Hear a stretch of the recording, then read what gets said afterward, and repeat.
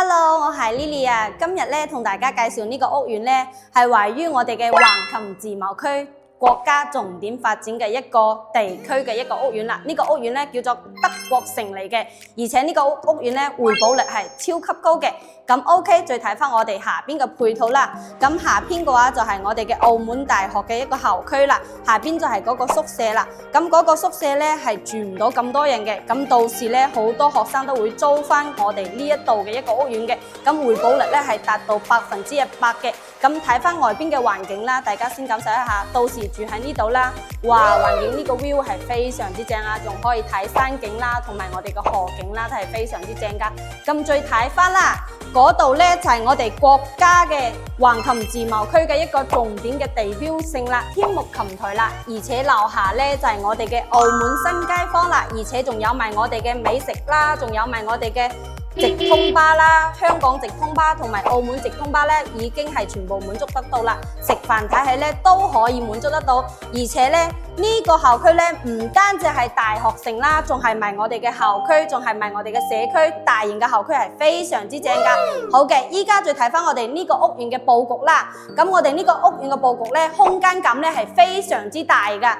咁我哋咧係做到我哋嘅複式上下層嘅。咁到時咧，我哋都係裝修翻俾大家嘅。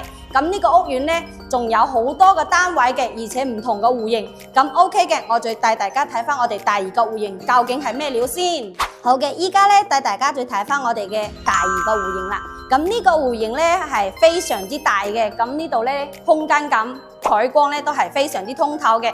咁我哋呢個配套咧，下邊呢一度咧，大家先可以睇下啦。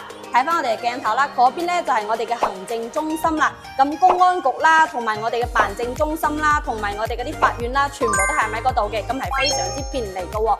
咁睇翻呢度下邊啦，就係我哋嘅一個中學啦。咁呢個中學咧，依家全部都已經係開晒噶啦，依家下邊咧都有人睇得到，已經有學生係跑緊步噶啦。咁呢個配套咧都係非常之 OK 嘅。咁呢個社區咧都係非常之大噶，所以咧講緊都係唔單止係校區，仲係大型社區啊，所以係非常之正噶。